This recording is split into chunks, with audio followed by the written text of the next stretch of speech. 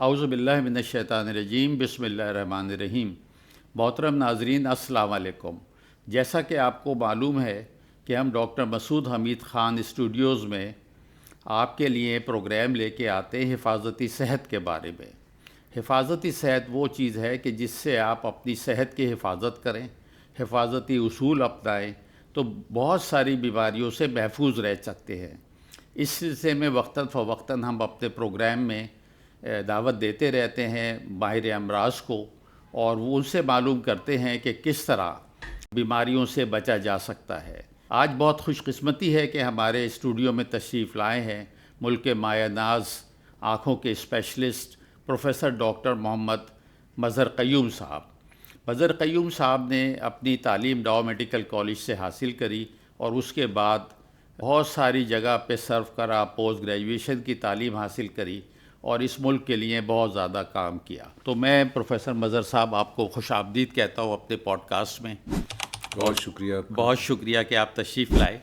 تو یہ بتائیے کہ اس سیگمنٹ پہ ہم 2-3 چیزوں کی بات کر لیتے ہیں۔ ایک تو ارلی ایجوکیشن کی، کہ شروع سے جو آپ نے تعلیم حاصل کری اور انٹر تک، اس سلسلے میں اگر کوئی آپ چیز اپنے ہمارے ناظرین سے شیئر کرنا چاہیں کہ کوئی خاص واقعہ یا کوئی ہمارے جو آنے والے ڈاکٹرز ہیں جو دیکھنے والے ہیں اس پروگرام کو، ان کے لیے کوئی نصیحت آموز کوئی واقعہ ہو۔ نصیحت سے اگر شروع کریں نا تو سب سے پہلے تو میں یہی کہوں گا کہ نوجوانوں کو محنت محنت اور محنت، بالکل بغیر محنت کے آپ آگے نہیں جا سکتے۔ اور یہ آج کل بہت سارے نوجوانوں کا خواہش ہوتی ہے کہ ہم شاید بغیر محنت کے ہی آگے نکل جائیں، وہ ممکن نہیں ہے، شارٹ کٹ نہیں ہے۔ مجھے خوش قسمتی یہ رہی کہ میں پرائمری اسکول سے سیکنڈری اسکول اور کالج جہاں بھی رہا، وہ ایسی جگہوں پہ اور ایسی کلاس میں جو کہ اس زمانے کے لحاظ سے ایک سمجھیں آؤٹ اسٹینڈنگ تھی۔ جی اچھا۔ میں نے پرائمری 5ویں جماعت منٹگمری جو اب ساہیوال کہلاتا ہے وہاں سے پاس کی۔ صحیح۔ ساہیوال میں 5ویں جماعت کا ایک تو کلاس کا امتحان ہوتا تھا، دوسرا پوری ڈسٹرکٹ میں ایک کمپٹیشن ہوتا تھا۔ صحیح۔ ہر اسکول سے 5 لڑکے آتے تھے اور وہ کوئی سینکڑوں میں میدان میں بٹھا کے امتحان لیا جاتا، اور وہ ایکچولی ٹیچروں کا کمپٹیشن ہوتا تھا۔ جی اچھا۔ ٹیچر نے اپنے 5 بچے تیار کر کے بھیجے۔ صحیح۔ جس سال میں نے امتحان دیا تو ہماری اپنی کلاس سے وہاں 5 کو وہ بعد میں اسکالرشپ دیتے تھے، تو میں فرسٹ تھا، سیکنڈ بھی میرا کلاس فیلو تھا اور فورتھ بھی میرا کلاس فیلو تھا۔ جی اچھا۔ مطلب ہم 5 میں سے 3 صرف ایک کلاس میں سے تھے۔ تو اس سے میں نے اندازہ لگائیں کہ ہمارا آپس میں کتنا کمپٹیشن رہا ہوگا۔ اس کے بعد آ گئے، چونکہ والد صاحب کراچی میں تھے تو کراچی میں ایجوکیشن اسکول کی بھی بات کی، 8ویں 9ویں 10ویں۔ میٹرک میں پھر میں یہاں گورنمنٹ سینئر ماڈل اسکول سے میں نے جو پہاڑی والا اسکول، جی بالکل، PCHS کے اندر، PCHS میں وہاں سے کیا۔ اور وہ بھی کلاس جو تھی نا، ہمارے 2 سیکشن تھے 30 لڑکوں کے۔ ڈاکٹر صاحب ہمارے کلاس میں لوگ تو عام طور بتاتے نا اتنے پاس ہوئے اتنے فیل ہوئے، ہماری کلاس میں سب کے سب فرسٹ ڈویژن تھے سوائے ایک کے۔ 60 میں سے آل فرسٹ ڈویژن ماشاء اللہ، ایکسیپٹ 1۔ اور سائنس گروپ میں ہمارے کلاس والوں نے کراچی میں ٹاپ کیا تھا۔ زبردست۔ میں اس وقت کلاس میں سیکنڈ تھا، وہ کلاس میں بھی فرسٹ تھا اور کراچی میں بھی فرسٹ تھا۔ صحیح۔ مطلب یہ تو ہماری کلاس میٹرک کی۔ جی جی۔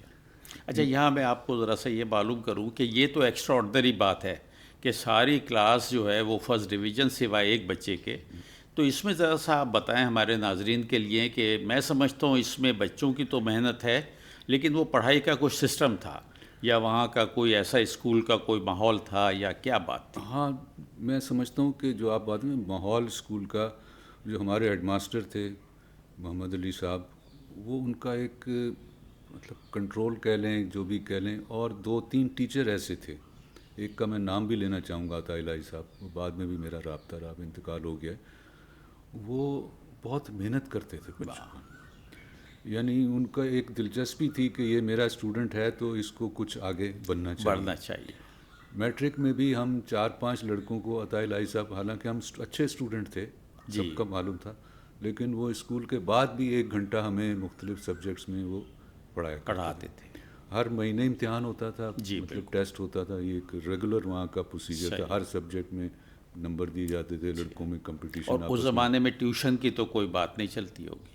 ट्यूशन का ये होता था कि जो नालायक है क्लास में ठीक नहीं चल रहा वो ट्यूशन लेगा, वरना ये जो आजकल यही होता था। बनी हुई है ये सब एकेडमी और ये इनका कोई तस्वुर कुछ सिस्टम नहीं था। बिल्कुल आप स्कूल में पढ़ते थे, घर में होमवर्क होता था या जो भी वो करना पड़ता था। तो ये तो हो गया स्कूल का। उसके बाद इंटर में हम आ गए आदम जी साइंस कॉलेज। आदम जी साइंस कॉलेज। आदम जी साइंस कॉलेज के बने हुए 3-4 साल हुए थे या 2-3 साल। ये कौन से सन की बात?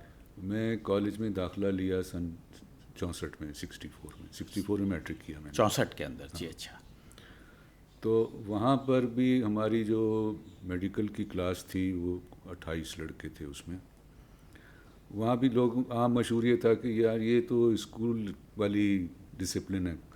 जब आप मैट्रिक में होते हो ना तो एक होता है शौक कि अब कॉलेज में जाएंगे आज़ादी होगी। जी बिल्कुल ऐसे ही। यहाँ कोई कंट्रोल नहीं हुआ, लेकिन वहाँ आज़ादी ज़रा कम थी, डिसिप्लिन ज़रा ज़्यादा था।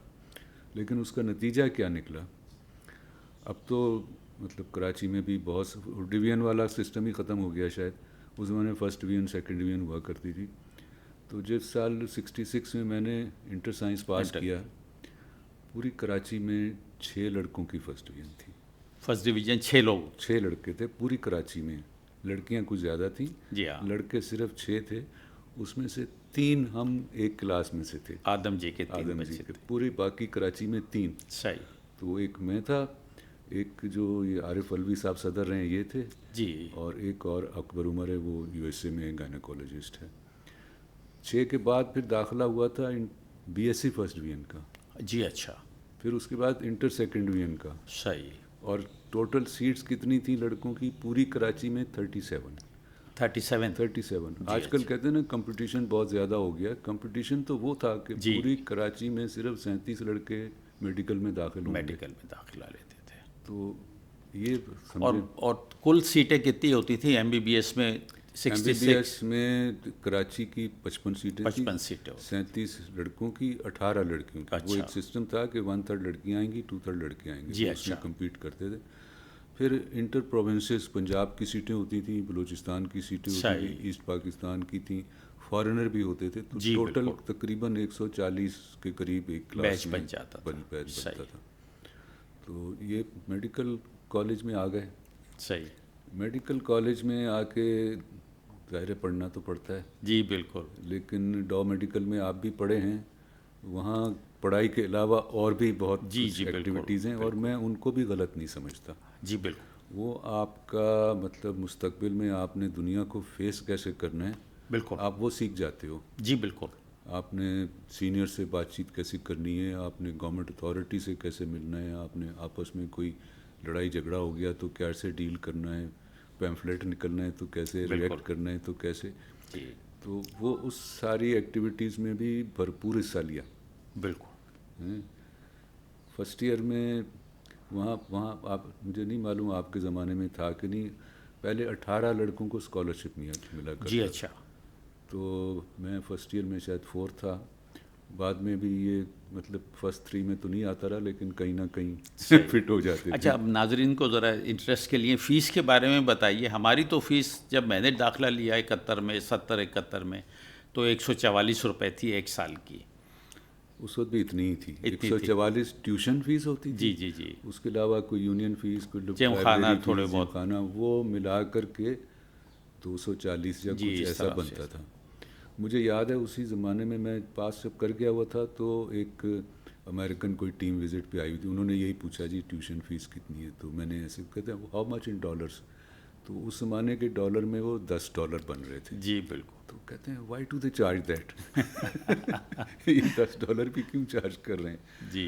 अच्छा, फिर हॉस्टल का बताएं। हॉस्टल में मतलब मैं वैसे तो कराची में था, लेकिन जैसे मैंने कहा ना, और इलेक्शन का ज़माना आता तो मैं 1-2 महीने हॉस्टल में होता। सही।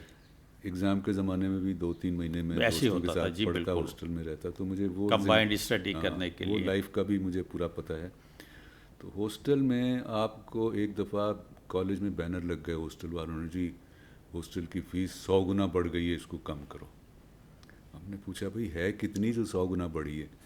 معلوم ہوا 6 روپے مہینہ فیس ہے 12 روپے ہو گئی ہے. تو اس پہ اسٹرائک کرنے کے موڈ میں ہے کہ 100%. یہ کوئی نہیں کہہ رہا کہ 12 روپے ہو, اس کی 100% بڑھ گئی ہے. بالکل کھانے پینے کا بہت سستا انتظام تھا اس جی میں. بالکل ایک دن کا تقریباً میرے خیال میں 2-3 روپے میں کام ہو جاتا تھا. بالکل. تو وہاں بھی مطلب MBBS اللہ کا شکر ہے یہ ساری ایکٹیویٹیز کے باوجود وقت پر ہم نے وقت پر تو نہیں کر سکے, اس میں ہمارا قصور نہیں. ہم 71 کی وار کا دسمبر ہمارا ایگزام شروع ہونا تھا کچھ ٹائم کے بعد, تو یہ وار شروع ہو گئی. وہ پھر پوسٹپون ہو کے اپریل میں چلا گیا. بالکل اس کا بھی اگر کہیں تو ایک دلچسپ قصہ سناؤں. صحیح. ہاسٹل میں جو میرا پارٹنر تھا نا, وہ فائنل ایئر کی پڑھائی میں کوئی دلچسپی نہ لیا کرے. صحیح. میں کہوں یار پڑھ تو صحیح, کہتے نہیں یار امتحان ہونا ہی نہیں ہے. یہ مطلب امتحان سے 2-3 مہینے پہلے وہ لحاف اوڑھ کے سو رہا ہے اپنا, نومبر دسمبر کی بات. ایک دن آیا, ایک اتنا بڑا کڑا پکڑا ہوا اس نے, تو یہ پیر سے کڑا لے کے آیا ہوں اور ادھر کیل ٹھونک کے ڈال دیا. کڑا ڈال دیا ہے, اب یہ تم جس ڈیٹ پہ امتحان دے رہے ہو نا یہ نہیں ہوگا. اچھا.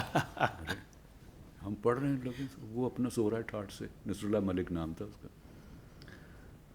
ایک دن آیا ناشتہ ہوا, وار ہو گئی, وار شروع ہو گئی, دے لو امتحان تم.